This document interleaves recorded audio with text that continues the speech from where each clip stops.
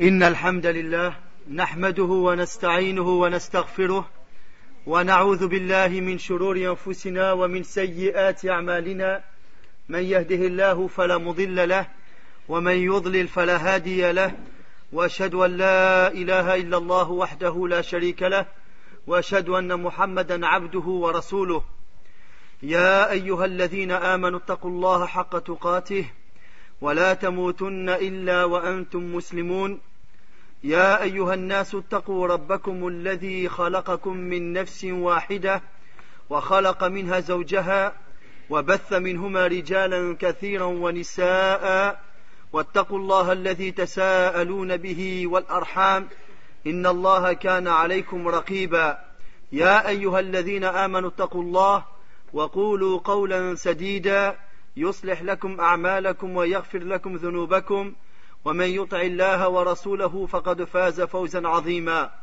أما بعد فإن أصدق الحديث كتاب الله وأحسن الهدي هدي محمد صلى الله عليه وسلم وشر الأمور محدثاتها وكل محدثة بدعة وكل بدعة ضلالة وكل ضلالة في النار وبعد. Donc nous allons entamer la suite du cours qu'on a commencé ce matin concernant la clarification sur les saints al-awliya. Je vous ai parlé en fin de cours d'une parole des pieux prédécesseurs qui concernait le fait de voir un homme voler dans l'air, marcher sur l'eau et qui est en contradiction avec la législation. Sache que c'est un démon. Avant cette parole, j'ai complètement sauté une page complète. Donc, Inch'Allah, je vais la reprendre maintenant, puis je prendrai la suite du cours. Les pieux prédécesseurs reconnaissent ces karamats et ne le rejettent pas. Al-Imam al-Tahawi, rahimahullah, a dit dans son livre de Aqidah, de dogme, qui est connu sous le nom de l'Aqidah al-Tahawiyya, concernant les walis, les saints, وَنُؤْمِنُ بِمَا جَاءَ مِنْ كَرَامَاتِهِمْ وَصَحَّ عَنِ الثِّقَاتِ مِنْ رِوَايَتِهِمْ. Nous avons foi à ce qui nous est parvenu de leurs miracles authentiques selon les rapporteurs dignes de foi. Sixièmement, les choses surnaturelles qui arrivent aux égarés et qui égarent, ça peut arriver, mais on n'appelle pas cela des karamats. Certains ignorants pensent que toute personne ayant eu quelque chose de surnaturel est un wali d'Allah, sans regarder l'état de cette personne, si elle est obéissante ou désobéissante. Ils ont rendu certaines personnes wali, parmi eux certains ne priaient même pas, ni étaient des gens de l'obéissance. Certains ne sont même pas connus pour une quelconque adoration. Même plus, on rapporte que l'un d'entre eux est entré dans la mosquée, a uriné dedans, et n'a même pas prié, wal-iyadhu billah, ou qu'un autre se douchait dans l'endroit où les ânes urinaient, faisaient leurs besoins, ou qu'un autre a fait des prêches dans des endroits différents au même moment, et il appelait au polythéisme.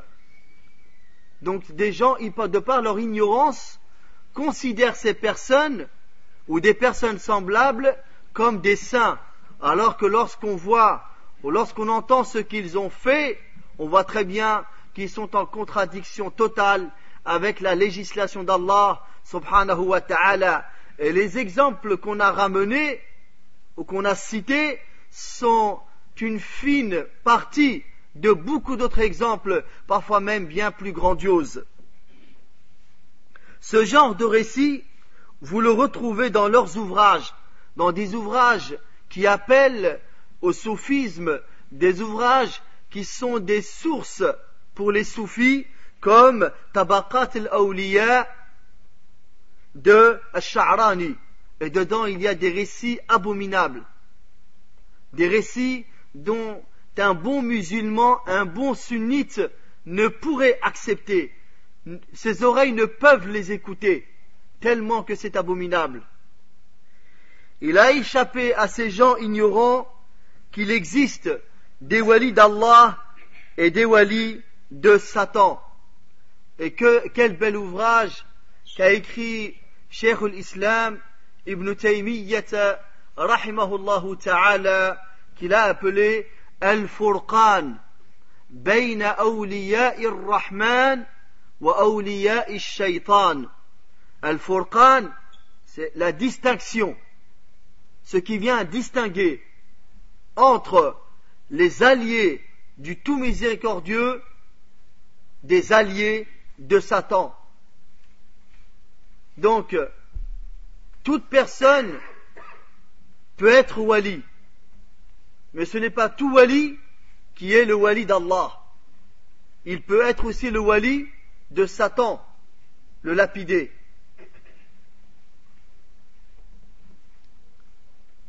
On ne les distingue qu'en vérifiant leurs états. Si quelque chose de surnaturel arrive à une personne obéissante à Allah, engagée en ce qui concerne le licite et l'illicite et la législation, et qui est constant dans l'adoration, nous dirons alors, c'est sûrement une karama pour lui. C'est un miracle pour cette personne. Mais si cela arrivait à une personne n'appliquant pas la législation d'Allah, ne s'arrêtant pas devant les limites d'Allah subhanahu wa ta'ala, ne se retenant pas de ce qu'Allah a interdit, nous sommes alors sûrs qu'il fait partie des walis de Satan. Ceci lui a été fait pour attirer les gens qui les égarent et les détournent du chemin d'Allah subhanahu wa ta'ala. Et là vient la parole d'un des pieux prédécesseurs dont j'ai terminé avec le cours ce matin. Et quelle belle parole que la parole d'un parmi les pieux prédécesseurs. إذا رأيت الرجل يطير في الهواء ويمشي على الماء وأمره يخالف الشريعة فاعلم أنه شيطان. Si tu vois l'homme voler dans l'air et marcher sur l'eau alors que lui est en contradiction avec la législation islamique, sache que c'est un démon, c'est un diable. Et là, nous entrons dans la partie 2 de cette conférence, qui est le deuxième article du Cheikh Mohammed ibn Abdurrahman al-Khumayyis, hafidhahullah ta'ala, qu'il a intitulé هل للأولياء تصرف في الكون أو علم بالغيب. Est-ce que les walis, est-ce que les saints participent à la gérance de cet univers, de ce monde, et est-ce qu'ils ont une connaissance de l'ghaib, l'inconnu? Al-ghaib englobe tout ce qui est inconnu dans le passé, dans le présent et dans le futur, qu'il soit proche ou lointain. Tout ce domaine-là, on appelle al-ghaib. Tout appartient à Allah Azza wa Jal. Une créature ne possède même pas un atome de ce monde.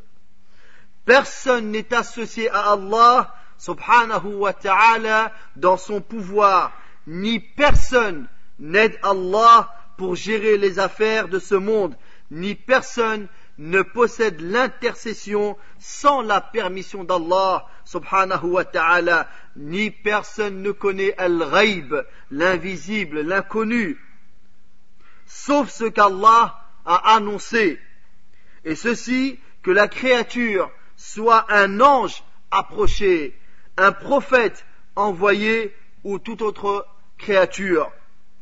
Allah subhanahu wa ta'ala nous dit dans le Coran: قل ادعوا الذين زعمتم من دون الله لا يملكون مثقال ذرة في السماوات ولا في الأرض وما لهم فيهما من شرك وما له منهم من ظهير ولا تنفع الشفاعة عنده إلا لمن أذن له. Donc dans ce verset, dans le sens du verset, il est dit, invoquez ceux qu'en dehors d'Allah vous prétendez être des divinités. Ils ne possèdent même pas le poids d'un atome, ni dans les cieux, ni sur la terre. Ils n'ont jamais été associés à leur création, et il n'a personne parmi eux pour le soutenir. L'intercession auprès de lui ne profite qu'à celui en faveur duquel il la permet. Et il dit subhanahu wa ta'ala وَاتَّخَذُوا مِن دُونِهِ آلِهَةً لَا يَخْلُقُونَ شَيْئًا وَهُمْ يُخْلَقُونَ وَلَا يَمْلِكُونَ لِأَنفُسِهِمْ ضَرًّا وَلَا نَفْعًا وَلَا يَمْلِكُونَ مَوْتًا وَلَا حَيَاةً وَلَا نُشُورًا. Dans le sens du verset, mais ils ont d'adopter en dehors de lui des divinités qui, étant elles-mêmes créées, ne créent rien, et qui ne possèdent la faculté de faire ni le mal, ni le bien pour elles-mêmes, et qui ne sont maîtresses ni de la mort, ni de la vie, ni de la résurrection. Et il dit aussi, subhanahu wa ta'ala, إِنَّ الَّذِينَ تَعْبُدُونَ مِن دُونِ اللَّهِ لَا يَمْلِكُونَ لَكُمْ رِزْقًا فَابْتَغُوا عِندَ اللَّهِ الرِّزْقَ وَاعْبُدُوهُ وَاشْكُرُوا لَهُ إِلَيْهِ تُرْجَعُونَ. Ceux que vous adorez en dehors d'Allah ne possèdent aucun moyen pour vous procurer nourriture. Recherchez votre subsistance auprès d'Allah, adorez-le et soyez lui reconnaissants, c'est à lui que vous serez ramenés. Il dit aussi Azza wa Jal, Alimul Ghayb, fala yuzhiru ala ghaybihi ahada, illa man irtada mir rasoul. C'est lui qui connaît le mystère, l'inconnu, et ne dévoile son mystère à personne, sauf à celui qui l'agrée comme messager.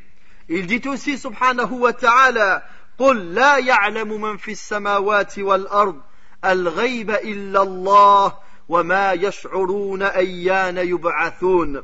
Dans le sens du verset, dit, nul de ceux qui sont dans les cieux et sur la terre ne connaît l'inconnaissable à part Allah, et ils ne savent pas quand ils seront ressuscités.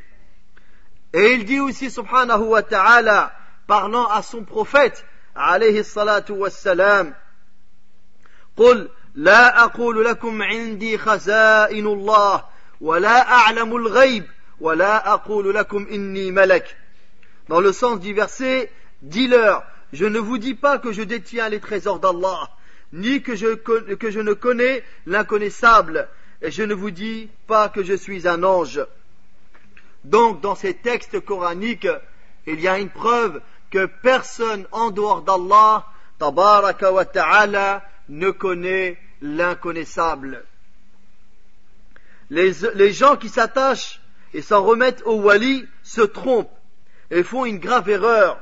Les walis n'ont pas la faculté de faire ni le bien ni le mal.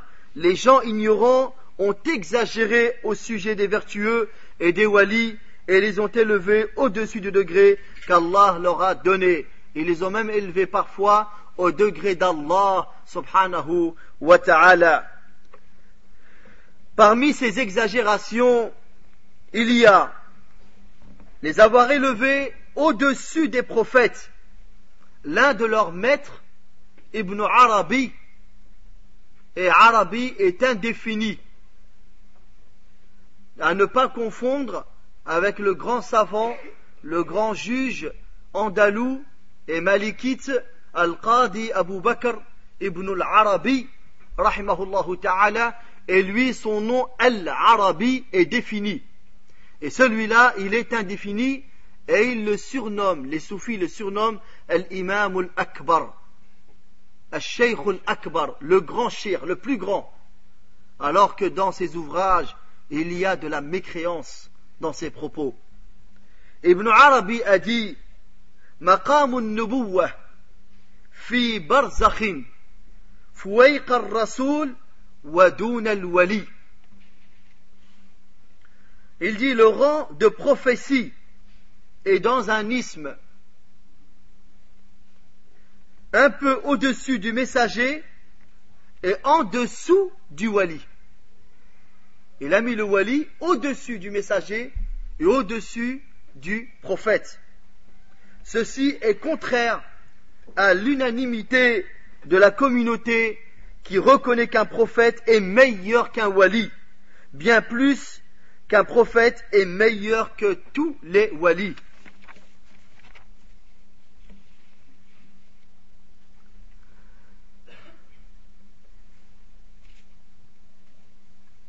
Nous ne préférons aucun wali. L'imam, je vais vous le dire déjà en arabe, l'imam al-Tahawi, rahimahullah ta'ala, nous dit dans sa aqidah, ولا نفضل أحدا من الأولياء على أحد من الأنبياء عليهم السلام ونقول نبي واحد أفضل من جميع الأولياء. Nous ne préférons aucun wali à aucun des prophètes alayhimus salam, et nous affirmons qu'un seul prophète vaut mieux que la totalité des walis. Parmi les exagérations, il y a le fait de leur donner certaines caractéristiques de la seigneurie, qu'ils connaissent l'invisible et l'inconnu, participent dans la gérance du monde et leur donnent des titres comme Al-Watad, Qutbul Waqt, Rawthul Arwath. Donc il leur donne même des titres. Les walis, il y en a un qu'ils appellent Al-Rawth. C'est le plus haut degré. Il gère avec Allah dans ce monde, dans cette création. Il y a Al-Watad qui est le pilier. Il y a Al-Qutb qui est le pôle. Et à chacun est la partie de la création dans laquelle il participe dans la gérance. Il y en a un qui va s'occuper d'un continent, l'autre qui va s'occuper d'un pôle, l'autre c'est l'univers. Et ça, c'est donner des associés à Allah, tabaraka wa ta'ala, non pas seulement dans la divinité, mais dans la seigneurie. Ils attendent d'eux un bien, l'éloignement du mal et bien d'autres choses. Ne soyez pas étonnés de ce qui vient d'être dit, ceci existe jusqu'à nos jours. De nos jours, dans beaucoup de pays musulmans, il y a beaucoup de gens qui ont ce genre de croyance. Ils pensent que le saint, il a la connaissance de l'inconnu. Et vous voyez bien que ça existe, ils viennent même jusqu'en Europe pour attirer des gens dans ce genre de croyance. Et il y a même des gens, quel que soit leur niveau social, leur niveau d'études, qu'ils soient médecins, ingénieurs, quel que soit leur niveau de connaissance dans la civilisation ou autre, certains ont pensé qu'être civilisé fait que ces croyances ne sont propres qu'à des pauvres personnes ignorantes qui n'ont jamais étudié. Loin de là, des personnes très bien placées, des personnes très diplômées, ils se mettent à quatre pattes devant des charlatans et devant des devins et devant des marabouts. Ils baissent leur tête devant eux et ils sont à la merci de ces gens-là, tellement qu'ils y croient et qu'ils en ont la conviction. On a vu les versets coraniques que le ghaib ne le connaît que Allah tabaraka wa ta'ala. Prétendre que quelqu'un connaît le ghaib en dehors d'Allah, c'est donner des associés à Allah subhanahu wa ta'ala. Le prophète Muhammad alayhi salatu wassalam, qui est le meilleur, le chef, le leader de tous les enfants d'Adam, sans aucune vantardise. Comme il a dit alayhi salatu wassalam, Ana sayyidu waladi Adam wala fakhr. Et c'est le plus pieux, le plus craintif et le plus connaisseur d'Allah subhanahu wa ta'ala, et avec cela il ne connaissait pas le ghaib. Walau kuntu a'lamu al-ghaib lastakthartu min al-khayr wa ma massani as-su. Allah lui dit de dire ça. Et si je connaissais le ghaib, j'aurais fait en sorte que beaucoup de bien me touchent et aucun mal ne m'aurait touché. De même, le prophète alayhi salatu wassalam, on venait à lui poser des questions parmi les compagnons, parmi les juifs de Médine, parmi les polythéistes de la Mecque, et il n'avait pas la réponse. Et il attendait la révélation d'Allah tabaraka wa ta'ala. Et on a ces questions dans le Coran. وَيَسْأَلُونَكَ عَنِ الرُّوحِ قُلِ الرُّوحُ مِنْ أَمْرِ رَبِّي وَمَا أُوتِيتُم مِنَ الْعِلْمِ إِلَّا قَلِيلًا. Et il te questionne sur l'âme. Qui connaît véritablement la réalité de l'âme si ce n'est Allah tabaraka wa ta'ala? La réalité de cette âme. Comment est cette âme? On connaît que les effets, les conséquences de l'âme.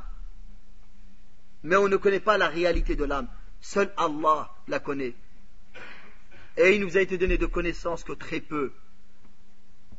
وَيَسْأَلُونَكَ عَنِ الْمَحِيضِ وَيَسْأَلُونَكَ عَنِ الْجِبَالِ وَيَسْأَلُونَكَ عَنِ الْيَتَامَى يَسْأَلُونَكَ عَنِ الْأَنْفَالِ. Combien de versets coraniques? Et ils te demandent sur le butin de guerre, et ils te demandent sur les menstrues, et ils te demandent sur les montagnes. يَسْأَلُونَكَ عَنِ الْأَهِلَّةِ. Et ils te demandent sur les nouvelles lunes. Et ainsi de suite. Combien de questions? Et le prophète alayhi salatu wassalam attend la révélation. Il n'en a pas la réponse.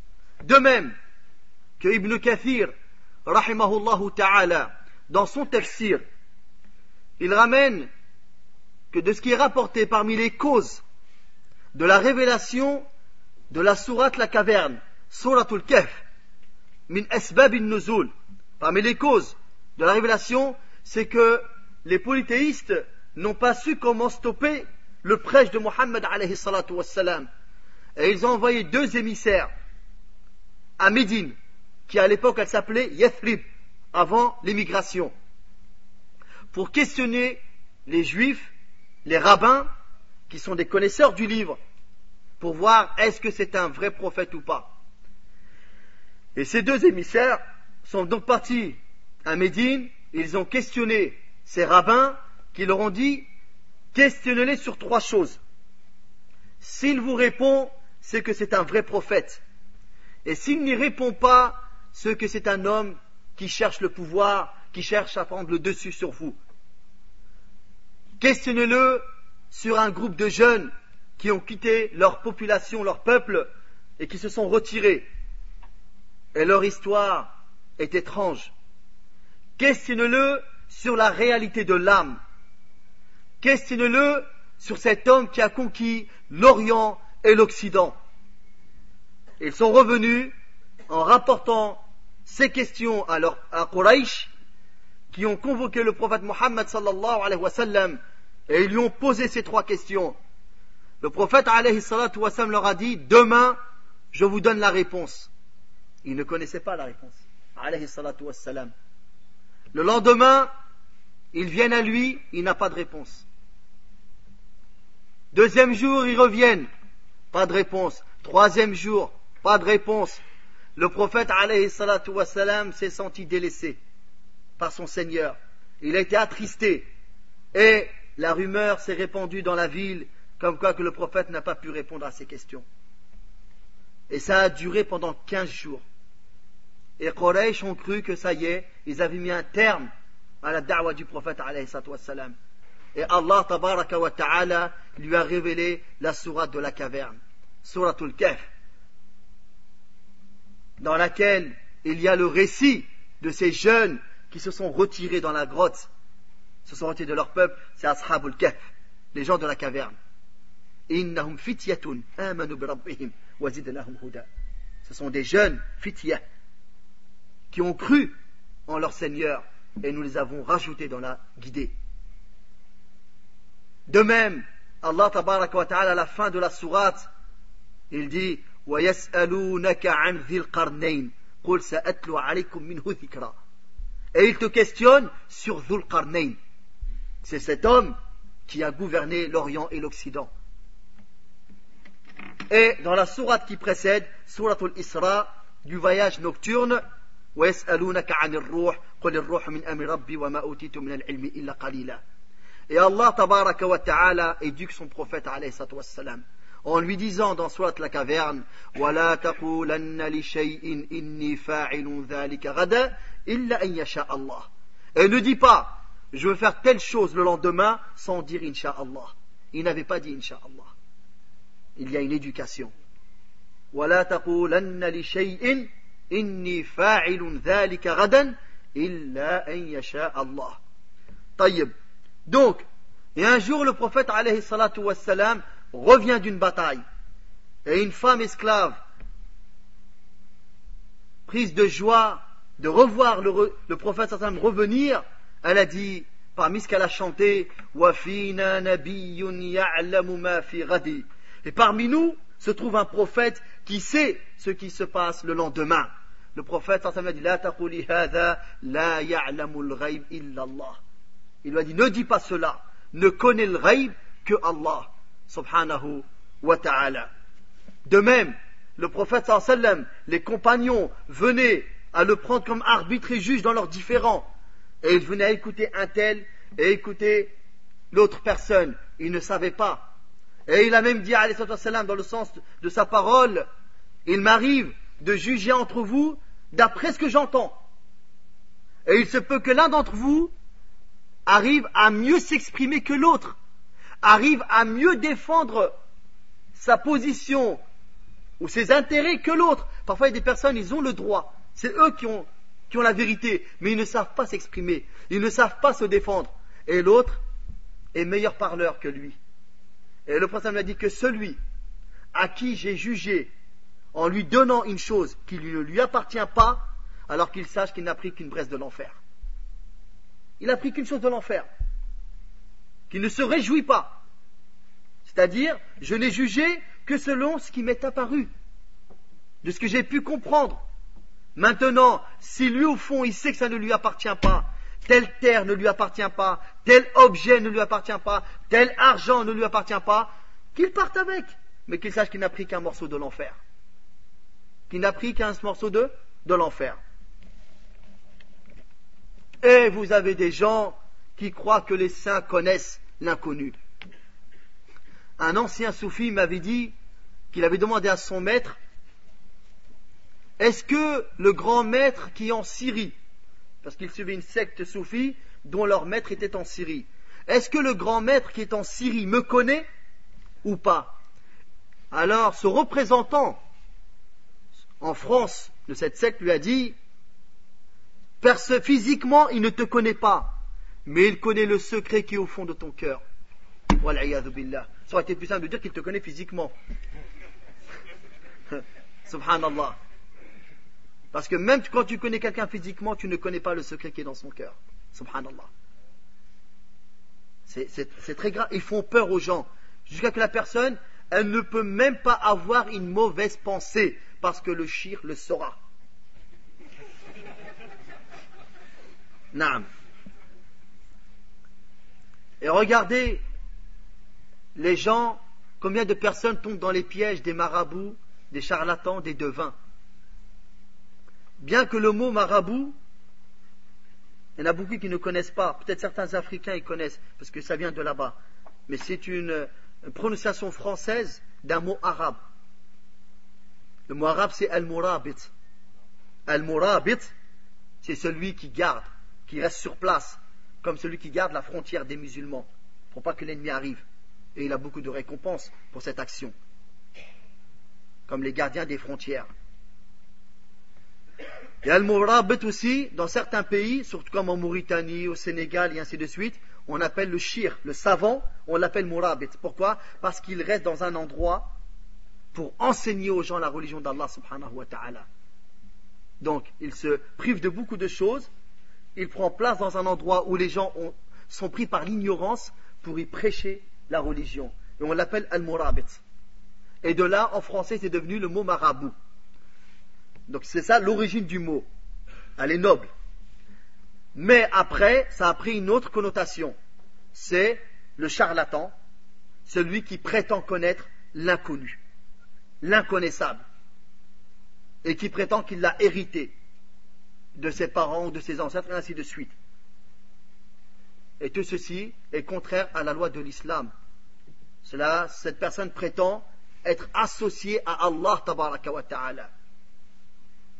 Et si quelqu'un réfléchissait un peu, un tout petit peu, mais si cette personne connaissait l'inconnu, Pourquoi ils habitent dans une petite ruelle, dans un appartement au fin fond d'un couloir? Lorsque vous lisez leurs adresses, Saint-Denis par exemple, premier étage, là, au fond du couloir, à droite, il ne peut pas habiter dans une villa? Subhanallah, non. Et il court après quelques euros. Il court après quelques euros. Si vraiment ils connaissaient l'inconnaissable, personne ne gagnerait dans les loteries. C'est eux qui gagneraient dans les loteries. Et ils connaîtront les résultats avant tout le monde. Et ils seraient tous milliardaires. Mais comme vous voyez, c'est des pauvres types qui courent après quelques euros par-ci par-là. En mentant aux gens et en ayant des prétentions, vu que les gens ont des problèmes, ont des soucis, ont l'ignorance qui l'emporte sur eux, et parfois ils sont pris de bonne foi et de bonne intention, et ils donnent leur âme au premier venu. Et ils vont vers le premier qui leur tend la main. Et surtout les femmes, face à des problèmes, ils ont recours à ces gens-là. Et le pire, c'est que dans nos pays, parfois, on appelle ces gens-là des savants. On appelle ces gens-là des chirs. On appelle ces gens-là, comme par exemple au Maroc, des frères. Là, ici, on savait qu'est-ce que veut dire le mot faqih, on ne leur donnerait pas ce titre-là. Al-faqih, c'est celui qui a le fiqh.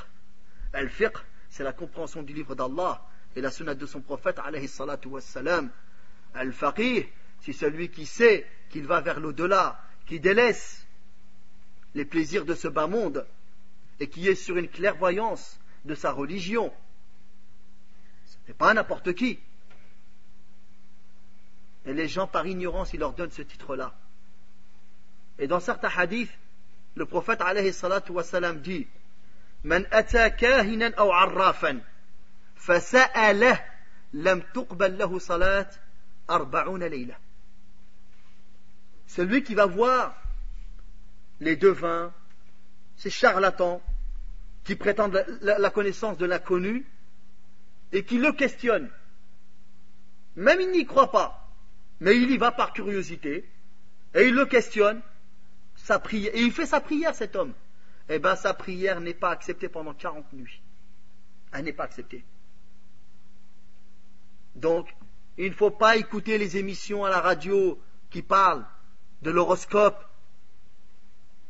qui parlent des médiums, des astrologues. Et il ne faut pas lire les pages dans les journaux, les magazines. Même quelqu'un qui dit « je vais seulement regarder ». Non, tu n'as pas à aller t'informer là-dessus. Tu ne le reconnais pas, tu n'y t'attardes pas. Ni regarder dans des chaînes de télévision ou dans le satellite ce genre d'émission. Il s'en éloigne complètement. Et dans l'autre hadith, Man ata kahinan aw arrafan fasaddaqahu bima yaqul faqad kafara bima unzila ala Muhammad. Celui qui va voir ces gens-là et il croit, il confirme ce qu'ils disent, alors il aura mécru en ce qui a été révélé sur Muhammad sallallahu alayhi wa sallam. Ça ne va pas ensemble. Si tu crois en Muhammad sallallahu alayhi wa sallam, tu te dois de renier, de rejeter ce genre de choses. Ça ne va pas ensemble. Et il y a parfois des gens qui disent, mais franchement, ce qu'il dit, c'est arrivé. Ah, il a dit des trucs, ça s'est passé. Subhanallah. Et bien ça, c'est la preuve comme quoi la personne, elle a un problème. Si sa foi, elle est authentique, il apprend bien sa religion et sa foi, il rejette complètement, il ne prête même pas attention à ces choses-là, car ça viendra à nuire à son monothéisme.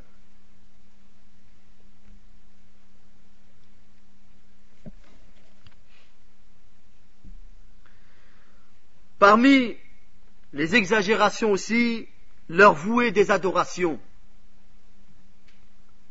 Qu'est-ce que l'adoration? Comme a dit Cheikh l'Islam ibn Taymiyyah rahimahullah ta'ala, Al-ibadatu ismun jami'un لكل ما يحبه الله ويرضاه من الأقوال والأعمال الظاهرة والباطنة. L'adoration, c'est un terme général englobant tout ce qu'Allah aime et agrée parmi les paroles et les actes intérieurs et extérieurs. Les paroles et les actes du cœur et les paroles et les actes des membres, qui sont agréés et aimés d'Allah tabaraka wa ta'ala. Voilà une très bonne définition du terme adoration. Et l'adoration n'est due qu'à Allah subhanahu wa ta'ala. Personne, quiconque n'est en droit de recevoir une quelconque adoration. Des adorés en dehors d'Allah tabaraka wa ta'ala, il y en a plein, des millions si ce n'est des milliards, sur toute la terre. Des gens adorent le soleil, ils adorent les planètes, ils adorent les étoiles, ils adorent les montagnes, ils adorent le sable, la pierre, les statues, la femme, la passion, des anges, des prophètes, des saints, des djinns, multitude d'adorés en dehors d'Allah tabaraka wa ta'ala. Et on les appelle divinités, car on leur a voué un culte. Mais ce sont tous des divinités fausses. La seule divinité véritable, le seul qui mérite l'adoration, c'est Allah tabaraka wa ta'ala. ذلك بأن الله هو الحق وأن ما يدعون من دونه هو الباطل وأن الله هو العلي الكبير. Ceci parce qu'Allah est la vérité et tout ce qu'ils invoquent ou adorent en dehors de lui n'est que le faux. Et Allah, c'est lui qui est élevé et c'est lui le grand, subhanahu wa ta'ala. Et voilà la véritable signification de la ilaha illallah. Il y a une négation et il y a une affirmation. La ilah, il n'y a pas de divinité. Al-ilah, en arabe, ça a le sens de l'ma'louh, le sens de l'ma'boud. On dit ilah dans le sens de al-ma'louh, qui veut dire alaha ya'lahu, c'est-à-dire abada ya'budu. Wal-ilah huwa al-ma'louh, yani al-ma'boud. Comme on dit al-kitab, al-ilah, vous avez vu, c'est la même transformation, c'est la même échelle. Al-ilah, al-kitab. Al-kitab bima'na al-maktoub. C'est l'ouvrage où il y est écrit. Un livre où il y a des pages blanches, c'est un cahier pour écrire dessus. Ce n'est pas un livre. Mais lorsqu'il y a de l'écriture dessus, il est imprimé, on appelle ça un livre. Mais on dit al-kitab dans le sens de al-maktoub, ce qui est écrit. Il est déjà écrit des choses là-dedans. Et ma'na al-ma'boud, c'est celui qui est adoré. Donc al-ilah, ça n'a pas le sens comme certains le prétendent, c'est-à-dire c'est Allah qui nous a créés, c'est Allah qui nous pourvoit, c'est Allah qui donne la vie et la mort, bien que ça entre dans le tawhid. Mais ce n'est pas la véritable signification de ilah. Et c'est pour cela que les Arabes et les polythéistes, depuis les premières époques du polythéisme, on les a appelés polythéistes. Et leur divinité, on les a appelés aliha. Alors que ces polythéistes n'ont jamais prétendu que ces divinités, c'est eux qui ont créé. Et que c'est eux qui pourvoient. Allah tabaraka wa ta'ala nous dit à son prophète Muhammad sallallahu alayhi wa sallam, s'il vient questionner les polythéistes, wala in sa'altahum man khalaqa as-samawati wal ard la yaqulunna Allah. Et si tu viens à leur demander aux polythéistes de la Mecque, qui a créé les cieux et la terre, ils te répondront, c'est Allah. Ça, ils le savent.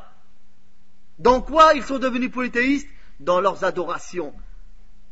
Et ils ont mis des divinités avec Allah, subhanahu wa ta'ala. Ils ont adoré d'autres que Allah, subhanahu wa ta'ala.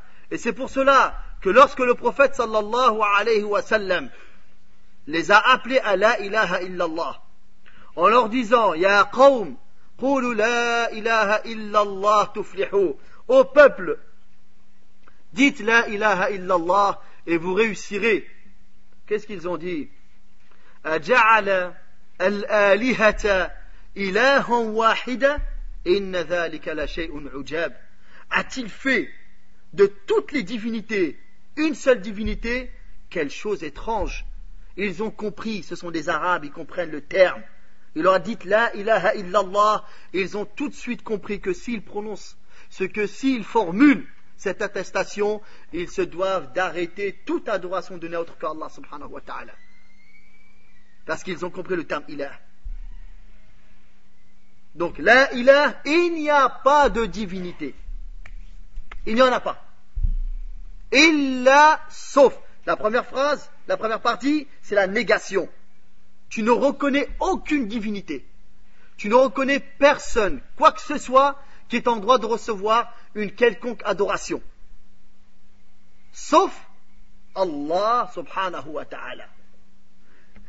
Et dans la phrase, La ilaha illallah, c'est bien plus clair et bien plus profond que de dire Al-ilahu Allah, Allahu ilah. De dire Allahu ilah, qu'Allah c'est lui la divinité, quelqu'un pourrait peut-être croire qu'il y en a d'autres. Qu'Allah c'est une divinité, mais il se pourrait qu'il y en ait d'autres. Mais lorsque tu dis La ilah, une négation suivie d'une affirmation, alors là tu fermes la porte totale. Il n'y a personne, qui que ce soit, quoi que ce soit, qui est une divinité, qui est en droit de recevoir une quelconque adoration, sauf la véritable divinité qui est Allah subhanahu wa ta'ala. Et c'est pour cela que Tawhid al-Uluhiyya, un de ses noms c'est quoi? Tawhid al-Ibadah.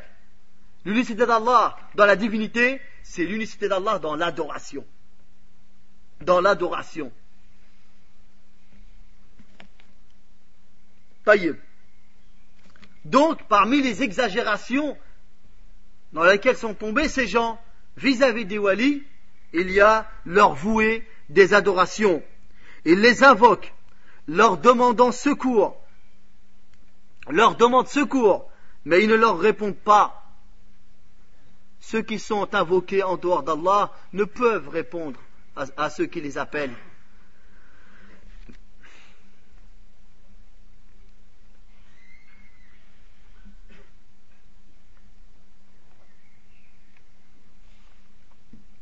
Comme Allah subhanahu wa ta'ala nous le dit bien, وَالَّذِينَ تَدْعُونَ مِن دُونِهِ مَا يَمْلِكُونَ مِن قِطْمِيرٍ إِن تَدْعُوهُمْ لَا يَسْمَعُوا دُعَاءَكُمْ وَلَوْ سَمِعُوا مَا اسْتَجَابُوا لَكُمْ وَيَوْمَ الْقِيَامَةِ يَكْفُرُونَ بِشِرْكِكُمْ وَلَا يُنَبِّئُكَ مِثْلُ خَبِيرٍ.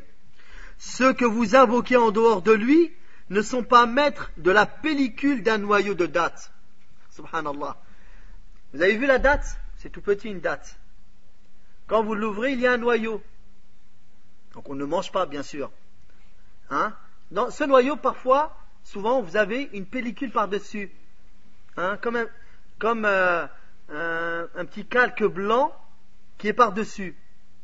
Cette pellicule, il ne la possède même pas. Quelqu'un qui ne possède même pas ça, en quoi il est en droit d'être adoré en dehors d'Allah subhanahu wa ta'ala? Ceux que vous invoquez en dehors de lui ne sont même pas maîtres de la pellicule d'un noyau de date. Si vous les invoquez, ils n'entendent pas votre invocation. Et même s'ils entendaient, ils ne sauraient vous répondre. Et le jour du jugement, ils vont nier votre association. Nul ne peut te donner des nouvelles comme celui qui est parfaitement informé. Ils leur font des vœux, un-nadhr. Un-nadhr, c'est une ibadah qui ne doit être donnée qu'à Allah subhanahu wa ta'ala. Un-nadhr, c'est de faire un engagement qui est conditionné. De dire par exemple, oh Allah, si tu me donnes la guérison, je jeûnerai 3 jours pour toi. Oh Allah, si tu m'aides à avoir le permis, je ferai une umrah. Oh Allah, si tu m'aides à me marier avec une telle, je ferai telle adoration. Voilà. C'est-à-dire que tu t'engages à faire une adoration, à faire un bien, à donner une aumône, si tu as ce que tu as demandé. Ça, c'est un acte d'adoration qui n'est dû qu'à qui? À Allah subhanahu wa ta'ala. eh bien, ces gens-là, ils en arrivent à aller voir leur saint et leur dire, si tu m'aides à avoir telle ou telle chose, je te donnerai tant, je ferai telle chose, je nourrirai des pauvres, et ainsi de suite. Alors que ça doit être voué à qui? Qu'à Allah subhanahu wa ta'ala. Taïb. Mais cet acte d'adoration, qui est un nadhr, de s'en acquitter, c'est un devoir. Et c'est un des comportements des croyants. Comme Allah l'a dit dans le Coran, Yufuna bin nadhr. Et ils s'acquittent de leur nadhr.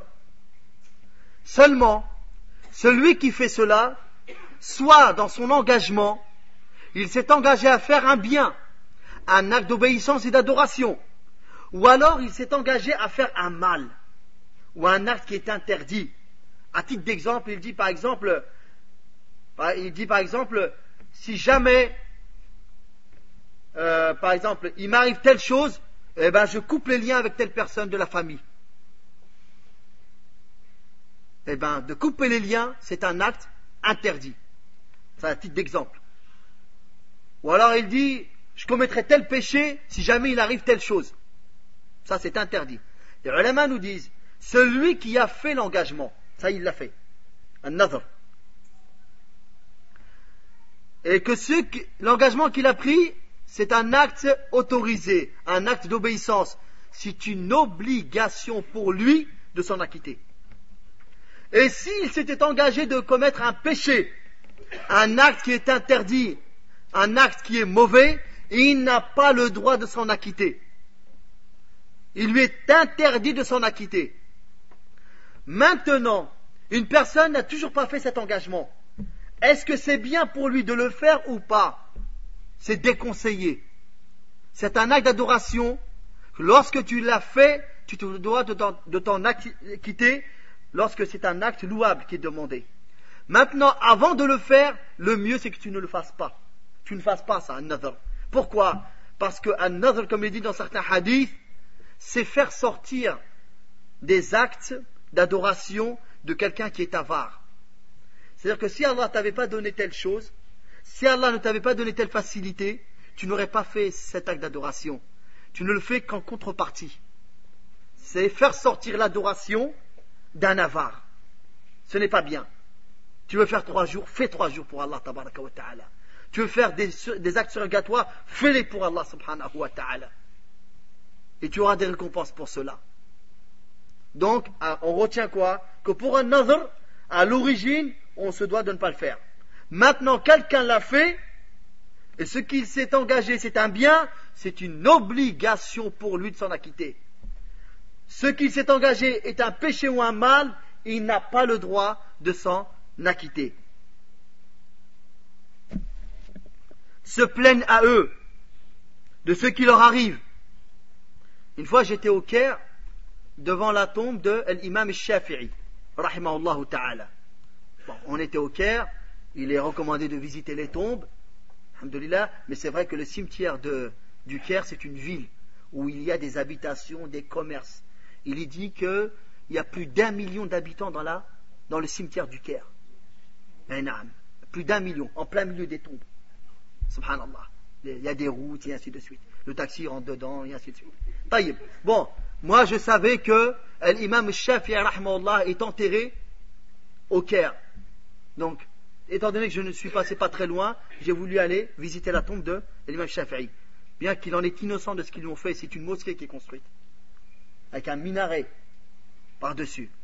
Et lorsque je suis entré pour voir la tombe, il y avait une femme qui était assise à côté de la tombe. Elle racontait des histoires à l'imam Shafi'i. Elle lui a raconté, peut-être que quelqu'un lui a fait un mal, elle est en train de lui dire, voilà. Pour dire que même aujourd'hui, subhanallah, sans le vouloir, on assiste à des choses. C'est pas quelque chose d'ancien qui n'existe plus, ça existe jusqu'à nos jours.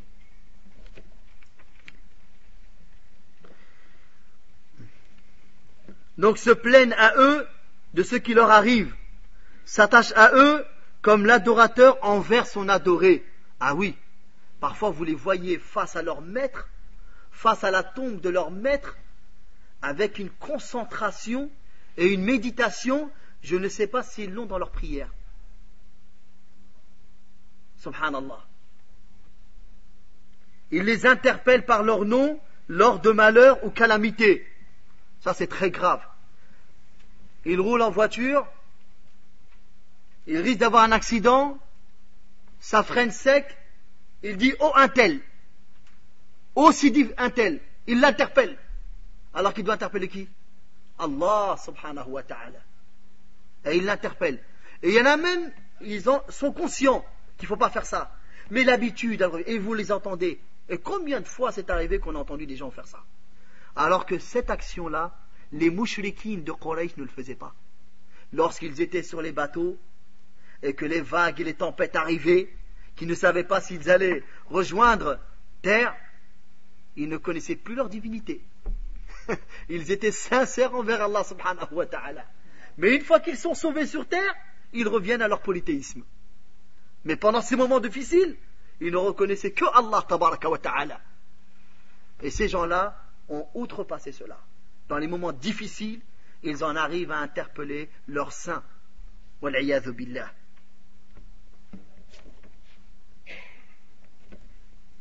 Et là, ils tombent dans le grand polythéisme qui fait sortir de l'islam. Ce sont des actions, des paroles qui font sortir de l'islam. Pas quelque chose à prendre à la légère. Parmi les exagérations, il y a de construire des mausolées pour eux, des mosquées sur leurs tombes, le tawaf autour, s'essuyer sur la pierre ou la terre qui est autour, allumer des bougies, embrasser, en faire un pèlerinage, parfois même qui viendrait remplacer le pèlerinage vers la Mecque, etc. Et là, il tombe dans la malédiction d'Allah subhanahu wa ta'ala et de son messager sallallahu alayhi wa sallam lorsqu'il dit La'natullahi ala al-yahudi wa al-nasara ittakhadhu qubura anbiya'ihim masajid. Dans ce hadith rapporté par Al-Bukhari et Muslim, le prophète sallallahu alayhi wa sallam a dit que la malédiction d'Allah, vous savez qu'est-ce que c'est la malédiction? C'est d'être éloigné, être interdit d'être touché par la miséricorde d'Allah subhanahu wa ta'ala. Que la malédiction d'Allah soit sur les juifs et les chrétiens. Ils ont fait des tombes de leurs prophètes des lieux de prière, des lieux de culte. Donc, ils font des mausolées, des constructions plus ou moins grandes, et que les gens viennent visiter. Alors qu'une tombe en islam ne doit pas dépasser un empan. Un empan, c'est l'espace qu'il y a entre le pouce et l'auriculaire, le petit doigt. Cet espace-là, on appelle ça un empan. En arabe, on appelle ça shibr. Il est interdit qu'une tombe en islam, elle dépasse l'auteur d'un empan. Et combien de mausolées il y a dans les pays musulmans? Combien adorés en dehors d'Allah subhanahu wa ta'ala? Vous avez des gens qui tournent autour, comme on tourne autour de la Kaaba. Alors que de faire ce tour, qu'on appelle en français la circumambulation, at-tawaf, c'est un acte d'adoration, demandé par Allah subhanahu wa ta'ala, ainsi que son prophète Muhammad sallallahu alayhi wa sallam. Et il n'est permis que dans un seul endroit sur terre, c'est autour de la Kaaba qui est à la Mecque. Seulement autour de la Kaaba. Comme Allah l'a dit dans le Coran, وَلْيَطَّوَّفُوا بِالْبَيْتِ الْعَتِيقِ, et qu'il tourne autour de la demeure antique, c'est-à-dire la Kaaba, qui est la première demeure mise sur terre pour l'adoration. Inna awwala baytin wudi'a lin-nas lalladhi bi Bakkah. Donc la première demeure mise pour les gens, c'est celle qui est à la Mecque. Bakkah ici, il est voulu la Mecque. Taïb. Eh bien, ça n'empêche pas qu'il y en a qui tournent autour des tombeaux, des mausolées, par-ci, par-là, dans tel ou tel pays, dans telle ou telle région. Taïb. Ils viennent à l'embrasser. S'il y a une chose à embrasser, c'est la pierre noire. Et quelle belle parole que celle qu'a dit le deuxième calife Omar ibn al-Khattab radiyallahu anhu lorsqu'il a dit Wallahi inni a'lamu annaka hajarun la yanfa' wa la yadur. ولولا أني رأيت رسول الله صلى الله عليه وسلم قبلك ما قبلتك. Il dit Wallah, je jure par Allah que je sais que tu es une pierre qui ne peut ni nuire ni être bénéfique. Et si ce n'est que j'avais vu le messager d'Allah t'embrasser, je ne t'aurais pas embrassé. On le fait parce que le prophète sallallahu alayhi wa sallam nous l'a demandé, nous l'a enseigné. Alayhi salatu wassalam. Il n'est pas demandé d'aller embrasser d'autres pierres, ni de la terre. Et les invoque en dehors d'Allah. Alors que l'invocation, tellement qu'elle a sa place dans l'adoration, le prophète sallallahu alayhi wa sallam a dit Ad-du'a'u huwa al-ibada. L'adoration, l'invocation, c'est l'adoration. Wa anna al-masajida lillah. Et les mosquées, les lieux de culte appartiennent à Allah, n'invoquez personne avec lui.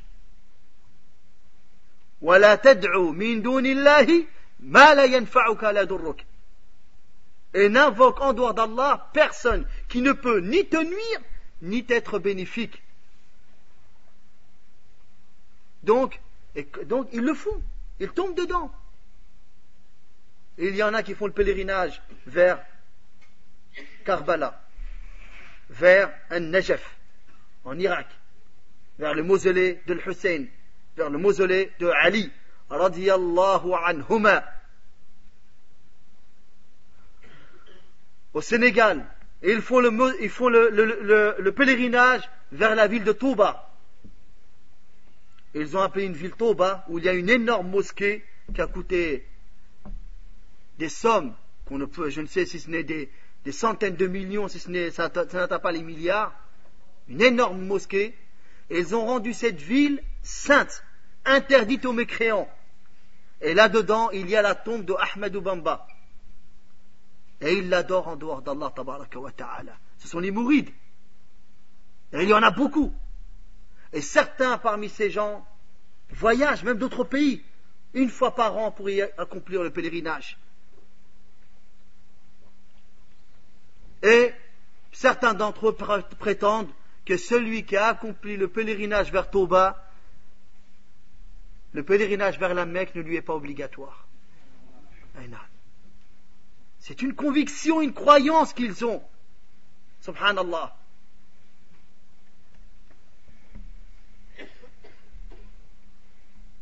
Alors qu'il n'y a qu'un seul endroit où il est demandé de faire le pèlerinage, c'est la Mecque. Même Médine n'entre pas dans le pèlerinage.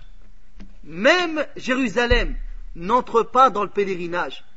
On a le droit d'aller la visiter, c'est méritoire, mais ce n'est pas un pèlerinage.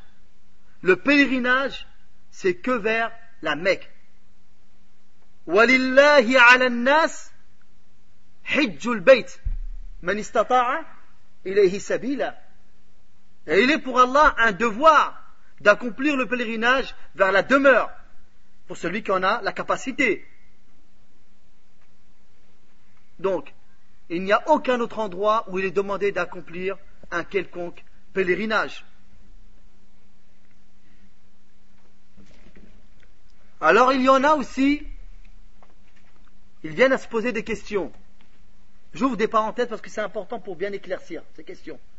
Ils disent, mais la tombe du prophète sallallahu alayhi wa sallam n'est-elle pas dans la mosquée? N'y a-t-il pas une interdiction en cela? C'est une question qui se pose. Mais ça, c'est ne pas connaître la construction de la mosquée du prophète sallallahu alayhi wa sallam. De son vivant, le prophète alayhi salatu wa sallam, lorsqu'il est arrivé à Médine et qu'il a appelé la ville Al-Madina al-Nabawiyya, et qu'on appelle aussi Al-Madina al-Munawwara, c'est la ville illuminée, la ville du prophète Mohammed sallallahu alayhi wa sallam. Et depuis, on n'a plus le droit de l'appeler Yathrib. Le prophète alayhi salatu wa sallam a habité chez un grand compagnon de Médine qui s'appelle Abu Ayyub al-Ansari radiyallahu anhu pendant près de 6 mois. le temps qu'on construise la mosquée. Puis lorsque la mosquée a été construite, collé à la mosquée, on a construit les demeures pour les épouses du prophète sallallahu alayhi wa sallam. Et qui sont les demeures du prophète sallallahu alayhi wa sallam. Pour chaque épouse, une demeure qui était faite d'une pièce, collée à la mosquée. Et entre la salle de prière de la mosquée et sa demeure, il n'y avait qu'un rideau. Il n'y avait qu'un rideau. Donc, le prophète sallallahu alayhi wa sallam dévoilait le rideau, il est entré dans la salle de prière. Mais la demeure ne fait pas partie intégrante de la mosquée. Et parmi ces demeures, il y a la demeure de Aïcha, radiyallahu anha, dans laquelle est mort le prophète, alayhi salatu wassalam. Et le prophète doit être enterré là où il meurt. Le prophète, c'est une des règles. Un prophète est enterré là où il meurt. Et en l'occurrence, le prophète sallallahu alayhi wa sallam est mort dans la demeure de Aïcha radiyallahu anha. Donc il n'y avait pas à discuter là-dessus, il doit être enterré dans la demeure de Aïcha radiyallahu anha. De plus, de son vivant alayhi salatu wassalam, Aïcha radiyallahu anha habitait dans sa demeure. Et le prophète sallallahu alayhi wa sallam y habitait, comme n'importe qui habite dans sa demeure. Et il faisait ce qu'un couple fait. Est-ce que vous pensez que cela se passe à l'intérieur d'une mosquée? Loin de là. C'est une demeure, ce n'est pas la mosquée. Bien que c'est collé, mais ce n'est pas la mosquée. C'est la demeure de Aïcha, radiyallahu ta'ala anha. Lorsque le prophète sallallahu alayhi wa sallam faisait la prière, il quittait cette demeure pour entrer dans la mosquée. De même que lorsque le prophète sallallahu alayhi wa sallam voulait faire l'i'tikaf, la retraite pieuse, à la fin du mois de Ramadan, il quittait sa demeure pour la mosquée, parce que ça ne fait pas partie de la mosquée. Alayhi salatu wassalam. Et lorsque Aïcha radiallahu anha, une fois le prophète sallallahu alayhi wa sallam lui a dit, donne-moi le morceau de tapis qu'il y a à l'intérieur de la mosquée. Elle lui a dit, je suis en état de menstru. Et le prophète sallallahu alayhi wa sallam lui a dit, tes menstrues ne sont pas entre tes mains. C'est pas toi qui décides quand est-ce que tu les as ou tu ne les as pas. C'est une chose qui a été décrétée par Allah subhanahu wa ta'ala. Que la femme subit cela. Donc, elle est partie lui donner ce morceau de tissu, de tapis, pour pouvoir se prosterner dessus. Donc, il y avait bien une distinction entre la demeure et la mosquée. Donc, ne vous trompez pas. La partie, c'est une demeure. C'était la demeure de Aïcha radhiyallahu anha, ça ne fait pas partie de la mosquée. Ça, c'est une chose, que ça soit bien clair dans la tête des frères. Taïb. Maintenant, les ulama nous disent, il est interdit de prier dans une mosquée dans laquelle il y a des tombes. Il ne faut pas prier dedans. Et dans nos pays, en général, les mosquées récentes, contemporaines, alhamdulillah, il n'y a pas ce problème. Mais lorsque vous êtes dans des villes anciennes, qui ont des centaines d'années, et que vous allez dans des vieilles mosquées, renseignez-vous et vérifiez qu'il n'y ait pas de tombe. Vérifiez qu'il n'y ait pas de tombe. Renseignez-vous. Cheikh Ben Baz, rahimahullah ta'ala, lorsqu'on le questionna, une personne le questionna, en lui disant qu'il avait fait des prières dans des mosquées où il y avait des tombes, il lui a demandé de recommencer ses prières. Car elles sont invalides. Maintenant, la mosquée dans laquelle se trouve une tombe ne sont pas au même degré. C'est de l'égarement. Taïeb, ça peut même mener au polythéisme. Il ne faut pas prier dedans. Seulement, il y en a une qui est pire que l'autre. La mosquée qui a été construite sur une tombe, c'est pire qu'un tombeau qu'on a mis à l'intérieur d'une mosquée. Parce que là, on fait attention à quoi? À l'origine. Là, cette mosquée a été construite sur cette tombe, pour ce mort. Là, il y a une crainte de l'adorer. Alors que l'autre, c'était une mosquée qui était construite, il n'y avait pas de tombe. Mais on a commis l'erreur d'y avoir introduit une tombe. Bien que c'est de l'égarement en finalité, mais ce n'est pas ça, c'est pire que ça.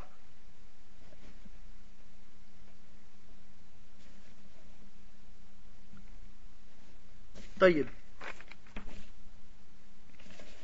Parmi les exagérations, l'invention et la fabrication d'histoires légendaires. Ceci pour pousser les gens à s'attacher au wali lors des difficultés. Subhanallah, ça ressemble un peu à ceux qui inventent des hadiths. Dans les premiers temps, il y a des gens qui ont été connus pour être des inventeurs de hadiths. Bon, et vous connaissez, Inch'Allah, le danger et ce qui attend les gens qui mentent sur le prophète, sallallahu alayhi wa sallam. Le mensonge, c'est un péché qui est interdit en islam. Un bon musulman, c'est quelqu'un de véridique. Le mensonge, c'est un des signes de l'hypocrisie. Et la véracité, c'est un des signes de la foi. Lorsqu'on dit véracité, que ce soit des propos qui sortent de ta bouche, ou des choses écrites de par ta main, ou un formulaire signé de ta main, dont ce qui est dedans dans ce formulaire est bien véridique. Donc, un bon croyant, c'est quelqu'un de véridique, dans tous les sens du terme. Et le mensonge, ce n'est pas un comportement d'un bon croyant. Taïb. Le prophète sallallahu alayhi wa sallam nous dit: Alaykum bis sidq, fa inna as-sidqa yahdi ila al-birr, wa inna al-birra yahdi ila al-jannah, wa la yazalu ar-rajulu yasduq, wa yataharra as-sidq حتى يكتب عند الله صديقا وإياكم والكذب فإن الكذب يهدي إلى الفجور وإن الفجور يهدي إلى النار ولا يزال الرجل يكذب ويتحرى الكذب حتى يكتب عند الله كذابا. Parlez avec véracité, car la véracité mène vers le bien mène vers le paradis, et l'homme ne cesse d'être véridique et de parler avec véracité jusqu'à qu'il soit écrit auprès d'Allah comme véridique. Et attention au mensonge, car le mensonge mène vers le mal, et le mal mène vers l'enfer. Et l'homme ne cesse de mentir et d'être menteur jusqu'à qu'il soit écrit auprès d'Allah comme grand menteur. Et il dit alayhi salatu wassalam: ayatul munafiq thalath. Et le prophète sallallahu alayhi wa sallam de dire: les signes de l'hypocrite sont au nombre de 3, parmi lesquels, et lorsqu'il parle, il ment. Allah nous dit dans le Coran: Ya ayyuhalladhina amanu taqullaha wa kunu ma'as sadiqin. Ô vous qui avez cru, craignez Allah, faites preuve de piété envers Allah et restez, soyez avec les véridiques. Donc, il y a des gens qui inventent et même mentir à l'encontre du prophète sallallahu alayhi wa sallam. C'est pire que le mensonge des uns envers les autres. Pourquoi? Parce que mentir sur le prophète sallallahu alayhi wa sallam fait qu'on rajoute dans la législation, car lui c'est un prophète qui est envoyé, qui transmet le message d'Allah subhanahu wa ta'ala. Dans ton mensonge, soit il y a des récits auxquels on doit y croire, soit il y a des ordres qu'on doit mettre en application, soit il y a des interdits qu'on doit s'en abstenir. Donc il y a de la législation. C'est pour cela que c'est pire. Et c'est pour cela que le prophète sallallahu alayhi wa sallam a dit: فَمَنْ كَذَبَ عَلَيَّ مُتَعَمِّدًا فَلْيَتَبَوَّ مَقْعَدَهُ مِنَ النَّارِ. Que celui qui mente sur moi volontairement, qu'il prépare sa place en enfer. Et aussi parmi les grandes gravités, pire que cela, c'est de mentir à l'encontre d'Allah tabaraka wa ta'ala. C'est de faire dire à Allah ce qu'il n'a pas dit. De dire que ça c'est licite et que ça c'est illicite, alors que Allah ne l'a pas dit, subhanahu wa ta'ala. وَلَا تَقُولُوا لِمَا تَصِفُ أَلْسِنَتُكُمُ الْكَذِبِ هَذَا حَلَالٌ وَهَذَا حَرَامٌ لِتَفْتَرُوا عَلَى اللَّهِ الْكَذِبِ إِنَّ الَّذِينَ يَفْتَرُونَ عَلَى اللَّهِ الْكَذِبَ لَا يُفْلِحُونَ. Allah nous dit dans ce verset, toujours dans le sens du verset: et ne dites pas parce que profère vos langues comme mensonge, ceci est licite et ceci est illicite, pour proférer un mensonge à l'encontre d'Allah, car ceux qui font cela ne réussiront pas. De même qu'Allah nous dit dans le Coran: وَمَنْ أَظْلَمُ مِمَّنِ افْتَرَى عَلَى اللَّهِ الْكَذِبِ. Et quel est le plus injuste que celui qui ment à l'encontre d'Allah subhanahu wa ta'ala. Et certains ont prétendu que le danger, c'est de mentir à l'encontre du prophète sallallahu alayhi wa sallam. Mais nous, il n'y a pas de problème, on a menti pour le prophète sallallahu alayhi wa sallam. C'est pour lui qu'on a fait ça. Parce que les gens ne veulent pas faire telle action, on a inventé des hadiths pour les pousser à faire telle action. Les gens n'ont pas voulu s'éloigner de tel péché, on a inventé des hadiths pour leur faire peur, pour qu'ils s'éloignent de ce péché. C'est-à-dire qu'ils l'ont fait avec une bonne intention. Mais la bonne intention ne légitime pas le mal. La bonne intention ne légitime pas les péchés. Il faut la bonne intention dans les œuvres, mais une œuvre n'est louable, n'est bonne que si elle comporte les conditions de validité. Et ces conditions de validité, c'est la mise en pratique des 2 attestations de foi qui sont le premier pilier de l'islam, la clé de l'islam, sur lesquelles repose tout le restant des règles et les lois de l'islam. L'attestation de la ilaha illallah et l'attestation de Muhammad Rasulullah sallallahu alayhi wa sallam. Que l'œuvre soit faite sincèrement, exclusivement pour Allah tabaraka wa ta'ala, sans rien lui associer. En faisant cela, on a appliqué la ilaha illallah. Et que l'œuvre soit dans le suivi de la tradition, de la sunna du prophète alayhi salatu wassalam, et en faisant cela, on a appliqué Muhammadun Rasulullah sallallahu alayhi wa sallam. Man amila amalan laysa alayhi amruna fahuwa rad, wa man ahdatha fi amrina hadha ma laysa minhu fahuwa rad. Celui qui fait un acte qui ne fait pas partie de notre ordre, de notre enseignement, est à rejeter. Celui qui invente une chose dans notre religion alors que ça n'en fait pas partie est à rejeter.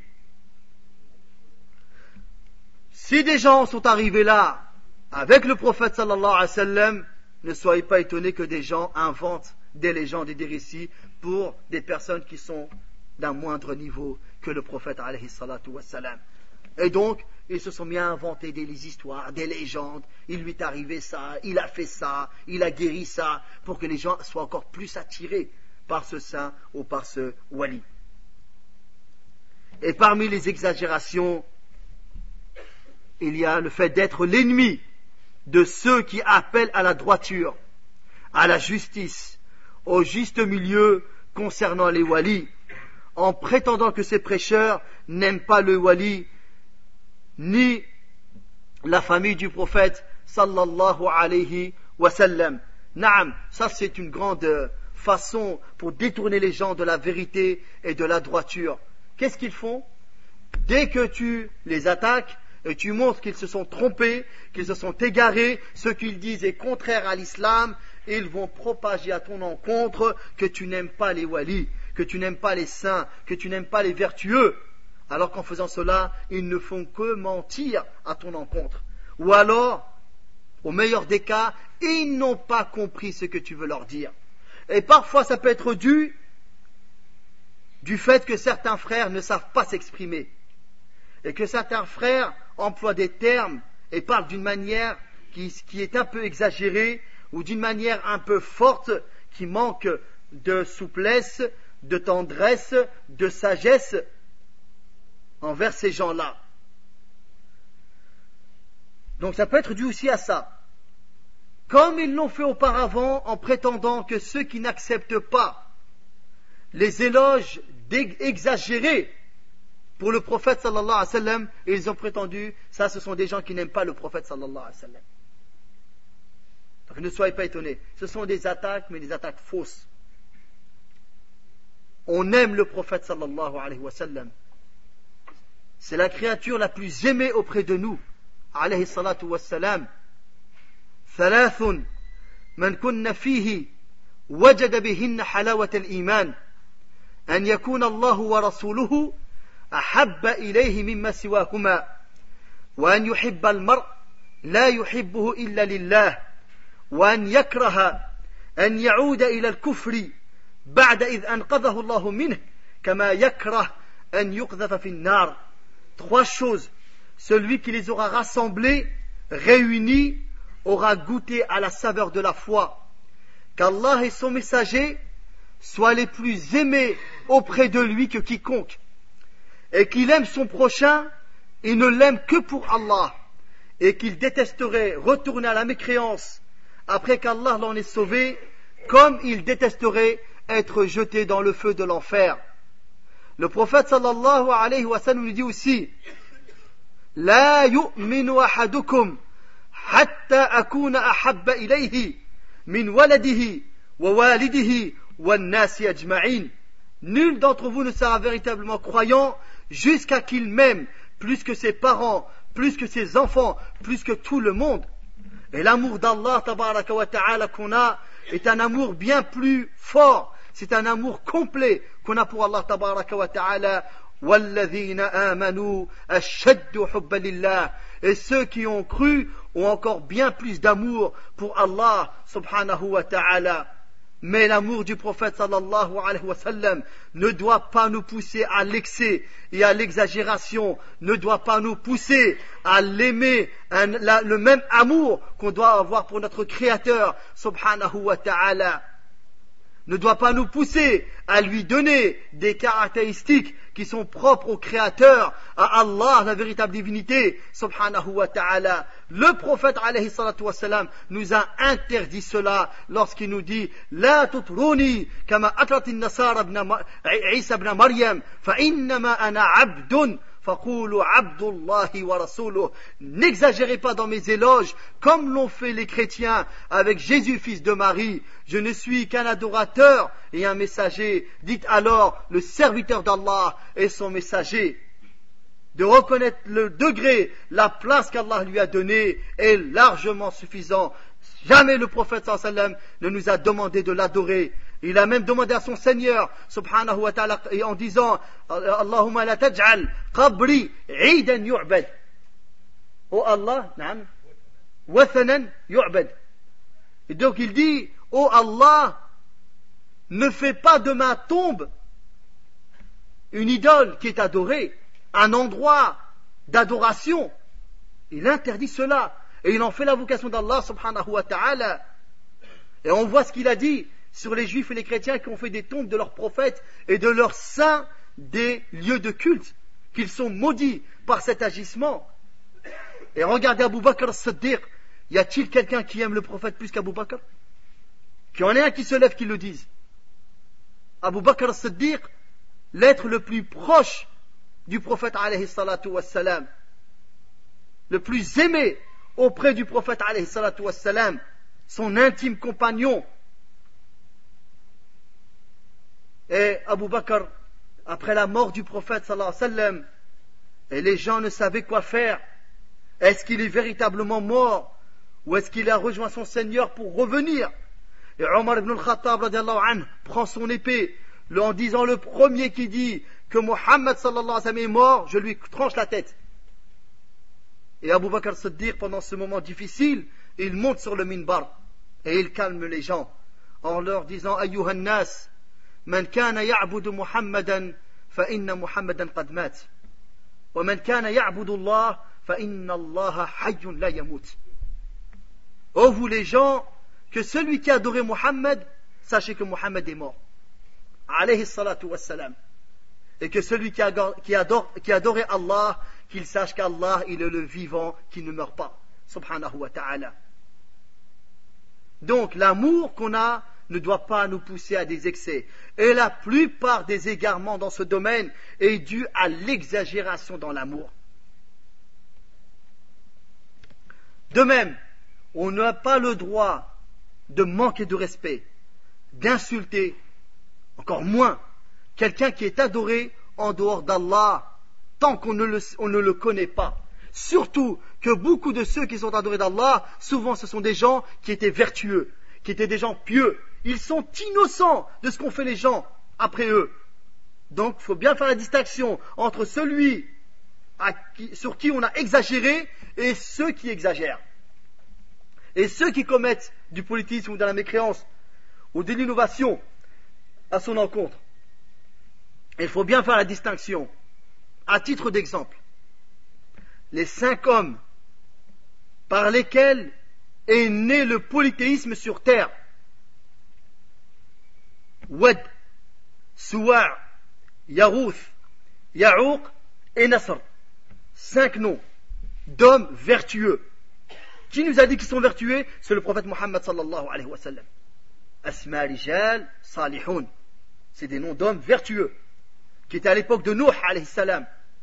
Lorsqu'ils sont morts, l'histoire elle est un peu longue, on a fait des statues à leur effigie, à leur image. Plus tard, des générations en sont arrivées à les adorer en dehors d'Allah subhanahu wa ta'ala. Et par ça, le polythéisme est né sur terre. Avant cela, il n'y avait pas de polythéisme. Puis, Allah tabaraka wa ta'ala a envoyé un homme de ce peuple, qui est Nuh alayhi salam, qui a prêché à son peuple pendant près de 950 ans. Alayhi salatu wa salam. Et il est le premier rasoul, le premier messager, pas le premier prophète, le premier messager. Le premier prophète c'est Adam, alayhi salatu wa salam. Mais pourquoi? Parce qu'il est venu refaire revivre le monothéisme. Rappeler aux gens de retourner au monothéisme. Eh bien, ces 5 hommes sont innocents de ce qu'ont fait leur peuple après eux. De même, Al-Uzayr, c'est un homme pieux. Les Juifs en sont arrivés à l'adorer. Et ils ont prétendu qu'il était le fils d'Allah. وقالت اليهود عزير ابن الله وقالت النصارى المسيح ابن الله ذلك قولهم بأفواههم يضاهئون قول الذين كفروا من قبل قاتلهم الله أن يؤفكون اتخذوا أحبارهم ورهبانهم أربابا من دون الله والمسيح ابن مريم وما أمروا إلا ليعبدوا إلها واحدا لا إله إلا هو سبحانه عما يشركون. Et les Juifs ont dit Al-Uzayl c'est le fils d'Allah. Et les chrétiens ont dit le Messie c'est le fils d'Allah. Voilà les propos qui sortent de leur bouche. Ils ne font que ressembler à ceux qui les ont précédés dans la mécréance, qu'Allah les combatte pour ce qu'ils ont proféré. Ils ont fait de leurs savants et de leurs adorateurs, de leurs rabbins et de leurs moines, des seigneurs en dehors d'Allah, ainsi que Jésus, fils de Marie, alors qu'il ne leur a été ordonné que d'adorer une seule divinité. Et il n'y a pas de divinité digne d'être adorée en dehors de lui. Gloire à lui et pureté sur ce qu'ils associent. L'Uzayr est innocent. Isa alayhi salam et sa mère Maryam alayhi salam sont innocents de ce qu'ont fait les chrétiens après. Jamais Isa n'a dit aux chrétiens ou à ses suiveurs ou à ses apôtres ou à ses adeptes de l'adorer en dehors d'Allah tabaraka wa ta'ala. Jamais Maryam alayhi salam n'a demandé à son peuple ou à ses suiveurs de l'adorer en dehors d'Allah subhanahu wa ta'ala. Ils le font, ils les adorent, ils invoquent la Sainte Vierge, Maryam alayhi salam, et ils invoquent Isa alayhi salam. Tantôt ils disent que c'est le fils d'Allah, tantôt ils disent que c'est lui Allah, et tantôt ils ramènent la Trinité, le Père, le Fils et le Saint-Esprit. Ils sont innocents de ce qu'ils ont prétendu. Et comme il a dit Isa, Allah nous dit dans le Coran, وَإِنَّ اللَّهَ رَبِّي وَرَبُّكُمْ فَاعْبُدُوهُ هَذَا صِرَاطٌ مُسْتَقِيمٌ. Et Allah est mon Seigneur et il est votre Seigneur. Adorez-le donc. Voilà un chemin droit. Et de même que Ali, radiyallahu anhu, n'a jamais demandé à quiconque de l'adorer en dehors d'Allah subhanahu wa ta'ala.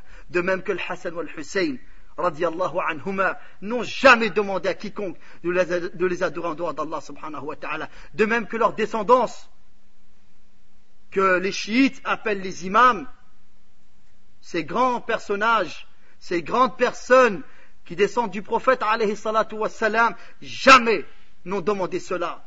Ce sont des gens vertueux et qui descendent du prophète alayhi salatu wassalam, d'une très belle lignée, qu'on se doit de les respecter. Mais les respecter ne veut pas dire les adorer en dehors d'Allah subhanahu wa ta'ala. Et ils sont innocents de ce qu'ont fait les chiites, qui les adorent et qui les invoquent en dehors d'Allah subhanahu wa ta'ala.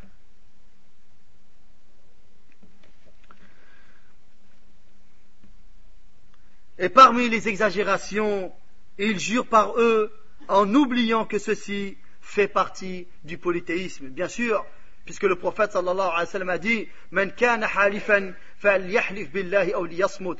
Que celui qui veut jurer, qu'il jure par Allah ou qu'il se taise. مَنْ حَلَفَ بِغَيْرِ اللَّهِ فَقَدْ أَشْرَكَ. Celui qui jure par autre que Allah a fait acte de polythéisme. Pour terminer, chaque musulman se doit de craindre Allah et faire preuve de piété envers lui, qu'il soit dans le juste milieu concernant le sujet des walis, et ne les nuit pas, ni ne les rabaisse, ni ne les insulte, mais plutôt il les aime et s'allie à eux, et tout ceci bien sûr sans excès ni exagération. Et il est un devoir pour chaque musulman qu'il soit un wali envers Allah subhanahu wa ta'ala, en étant constant dans l'obéissance d'Allah et la piété, et en s'éloignant des interdits, afin qu'il atteigne ce rang auprès d'Allah subhanahu wa ta'ala. Wa subhanaka Allahumma bihamdik, ashhadu an la ilaha illa ant, astaghfiruka wa atubu ilayk, wa sallallahu wa sallam wa baraka ala nabina Muhammad wa ala alihi wa sahbihi ajma'in, wa akhiru da'wana anil hamdulillahi rabbil alamin.